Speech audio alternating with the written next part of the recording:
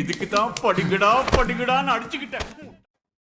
நேத்து வரைக்கும் நம்ம வந்து சிஎஃப்ஜில வந்து பண்ற 3 ஸ்டெப்பையும் தனித்தனியா பார்த்தோம். இன்னைக்கு மொத்தமா ஒரே கொஸ்டின்ல சிஎஃப்ஜி சிம்பிளிஃபை பண்றதை வந்து நம்ம பார்க்க போறோம். ஓகேவா? சிஎஃப்ஜி இப்போ நான் வந்து ஒரு கொஸ்டின் எழுதிக்கிறேன். கொஸ்டின் எழுதியாச்சு. இதுல நான் சொன்ன மாதிரியே ஃபர்ஸ்ட் நம்ம என்ன ஸ்டெப் பண்ணோம், யூஸ்லெஸ் சிம்பிளை வந்து எலிமினேட் பண்ணணும்.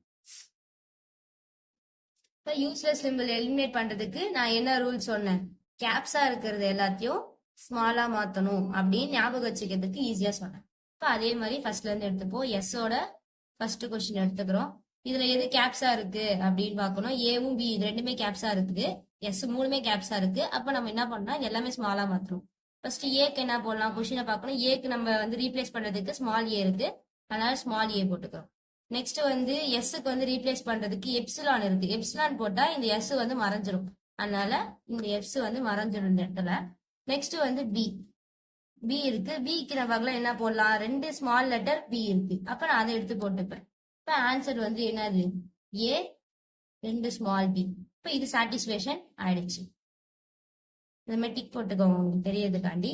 நெக்ஸ்ட் வந்து ஏவோடது எடுத்துக்கிறோம். எப்சிலான் வந்து கணக்கு கிடையாது, மீதி இருக்கிறத மட்டும் தான் நம்ம எடுத்துக்கணும். இப்ப ஏவோட கொஸ்டின் எழுதியாச்சு. இதுல என்ன கேப்ஸ் இருக்கு, இந்த 2 கேப்ஸ் இருக்கு. அப்ப இதை நான் வந்து ஸ்மாலா மாத்ததுக்கு ஏக்கு நான் என்ன ரீப்ளேஸ் பண்ணலாம், ஸ்மால் ஏ ரீப்ளேஸ் பண்ணலாம். எஸ்ஸுக்கு வந்து எப்சிலான போட்டுடலாம். எப்சிலான் போட்டா உனக்கு கிடைக்க போறது என்னது, 2 ஸ்மால் ஏ. இப்ப இதுவும் கரெக்டா இருக்கு இந்த கொஸ்டின். அப்ப மீதி உங்களுக்கு ஒரு ஸ்மால் ஏ தான் இருக்கு, இது ஆல்ரெடி கரெக்டா இருக்கிறதுனால எடுக்க வேணாம். நெக்ஸ்ட் பியோடது எடுத்துக்கணும். பியோடது எஸ் பி எஸ். இப்ப எஸ் பக்கத்துல நம்ம என்ன போடலாம், எப்சிலான் போட்டுக்கலாமா. நெக்ஸ்ட் மீதி இருக்க ஒரு பி ஸ்மால் தான் இருக்கு, பி போட்டுக்கலாம். எஸ்ஸுக்கும் எப்சிலான் போட்டுக்கலாம். அப்ப இதுவுமே வந்து சாட்டிஸ்பேக்ஷன் ஆயிடுச்சு. நெக்ஸ்ட் ஒரே ஒரு கேப்ஸ் ஏ இருக்கு, அதை போட்டுக்கலாம். அதுக்கு பக்கத்துல நான் என்ன ரீப்ளேஸ் பண்ணலாம், ஸ்மால் ஏ ரீப்ளேஸ் பண்ணிக்கலாம். அப்ப இதுவும் கரெக்டா இருக்கு. நெக்ஸ்ட் வந்து பி ரெண்டுமே வந்து ஸ்மாலா தான் இருக்கு, அப்ப இது ஆட்டோமேட்டிக்கா கரெக்டா இருக்கு. அப்ப யூஸ்லெஸ் ஃபர்ஸ்ட் ஸ்டெப் முடிஞ்சதுக்கு அப்புறம் உங்களுக்கு என்ன கொஸ்டின்லாம் கரெக்டா இருக்கோ அதோட கொஸ்டினை மட்டும் எடுத்து எழுதிக்கணும். இப்ப ஏஎஸ்பி அதை எடுத்து எழுதிக்கணும், அது கூட எப்சிலானும் வரும். நெக்ஸ்ட் வந்து ஏ, இதுவுமே கரெக்டா தான் இருக்கு. இப்போ இந்த மொத்த கொஸ்டினுமே கரெக்டா இருக்கிறதுனால நான் எல்லாத்தையுமே எடுத்து எழுதிக்க போறேன். ஓகே, இப்போ யூஸ்லெஸோடது ஆன்சர் கண்டுபிடிச்சாச்சு. நெக்ஸ்ட் சிஎஃப்ஜில செகண்ட் ஸ்டெப் என்ன கண்டுபிடிக்கணும், எப்சிலான் ப்ரொடக்ஷன். எப்சிலான் ப்ரொடக்ஷன்லாம் என்ன சொல்லி கொடுத்தேன், கொஸ்டின்ல எங்கெங்க எப்சிலான் ஃபர்ஸ்ட் இருக்குன்னு பார்க்கணும். எஸ் பக்கத்துல மட்டும்தான் நம்மளுக்கு எப்சிலான் இருக்கு. அப்ப நான் எல்லாத்தையுமே ஃபர்ஸ்ட் எஸ்ஸோடது எடுத்துக்கிறேன்.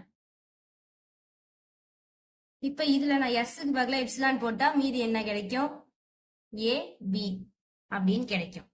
ஓகேவா? அந்த கொஸ்டின்ல நீங்க ஒண்ணுத மட்டும் தான் வந்து ரீப்ளேஸ் பண்ண முடியும், அதனால இதை மட்டும் போட்டுக்கிறோம். நெக்ஸ்ட் ஏ ஓடுது கொஸ்டின் ஃபர்ஸ்ட் எழுதிக்கணும்.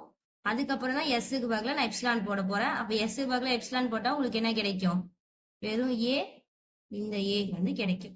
இப்ப இதான் இதோட ஆன்சர். நெக்ஸ்ட் வந்து பி ஓடுது கொஸ்டின் எடுத்து எழுதிக்கணும். ஃபர்ஸ்ட் ஒரு எஸ்க்கு போட்டா உங்களுக்கு என்ன கிடைக்கும், பி எஸ்ன்னு கிடைக்கும். நெக்ஸ்ட் இந்த எஸ்க்கு போட்டீங்கன்னா எஸ்பின்னு கிடைக்கும். நெக்ஸ்ட் 2 எஸ்க்குமே போட்டீங்கன்னா வெறும் பின்னு கிடைக்கும். இந்த மாதிரி ரீப்ளேஸ்மெண்ட்டை எல்லாத்தையும் எடுத்து எழுதிக்கணும். இப்ப நம்ம மீதி இருக்கிறதுலாம் எழுதியாச்சு. இப்ப கொஸ்டினை பார்க்கணும். கொஸ்டின்ல மீதி இருக்க எல்லாத்தையுமே எழுதிக்கணும். ஏல வெறும் ஸ்மால் ஏ இருக்கு, அதை எடுத்து எழுதிக்கிறேன். மீதி இது ரெண்டுத்துல ஒரு கேப்ஸ் ஏ அண்ட் 2 பி. இப்ப நான் எப்சிலான முடிச்சதுக்கு அப்புறம் எனக்கு கிடைக்கிற ஆன்சர் இதுதான். நெக்ஸ்ட் சிஎஃப்ஜியோல கண்டுபிடிக்கிறதுக்கு தேர்ட் ஸ்டெப் வந்து என்னன்னா யூனிட் ப்ரொடக்ஷன்.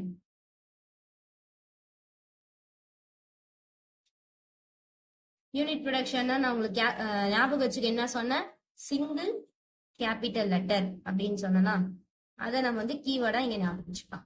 இப்ப நம்ம கொஸ்டின்ல பார்க்கணும் எது எதெல்லாம் சிங்கிள் கேபிட்டல் லெட்டரா இருக்குன்னு. இப்ப நம்மளுக்கு கேபிட்டல் எங்க இருக்கு, பிக்கு மட்டும்தான் சிங்கிள் கேபிட்டல் லெட்டர் இருக்கு. இப்ப நீங்க அதை மட்டும் தான் ரீப்ளேஸ் பண்ண போறீங்க இந்த இடத்துல. அதனால மீதி இருக்கிறத ஃபர்ஸ்ட் எடுத்து எழுதிப்போம். எஸ்ஸோடது கொஸ்டின் என்ன இருக்கு, ஏஎஸ்பி, அதை எடுத்து எழுதிக்கோங்க. நெக்ஸ்ட் வந்து ஏவோடது எடுத்து எழுதிக்கணும். ஏவோடதுமே வந்து கொஸ்டின் இருக்கிறத அப்படியே ஃபர்ஸ்ட் நம்ம எடுத்து எழுதிக்கலாம். நெக்ஸ்ட் வந்து பியோடது நான் ஃபர்ஸ்ட் கொஸ்டின் எடுத்து எழுதிக்கிறேன். நான் என்ன சொன்னேன், சிங்கிள் கேபிட்டல் நம்ம வந்து ரீப்ளேஸ் பண்ணணும்னு சொன்னேன். இப்ப இப்ப சிங்கிள் கேபிட்டல் ஏ இருக்கு. ஏ பக்கத்துல நான் என்ன ரீப்ளேஸ் பண்ணலாம்? மீதி இருக்கு, இங்க ரெண்டுத்தையும் ரீப்ளேஸ் பண்ணணும். அதை எடுத்து எழுதிக்கணும். இதுல நம்மளுக்கு வந்து இந்த இடத்துல என்ன நம்ம பார்க்க போறோம்னா, இப்ப நம்ம இதை வந்து ஒவ்வொரு ஸ்டெப் எப்படி நம்ம பார்க்கணும்னா, இதுக்கு மேல இருக்க ஸ்டெப்பை வச்சுதான் இந்த ஸ்டெப் போடணும். அது மாதிரி செகண்ட் ஸ்டெப்பை வச்சுதான் தேர்ட் ஸ்டெப் போடணும். இப்ப செகண்ட் ஸ்டெப்ல என்னென்ன மீதி இருக்கோ அது எல்லாத்தையும் தூக்கி தேர்ட் ஸ்டெப்ல எழுதிடணும். எஸ்ல கூட என்ன இருக்கு? ஏபி இருக்கு. ஏபி எடுத்து எழுதிடணும். நெக்ஸ்ட் வந்து ஏல மீதி என்ன இருக்கு?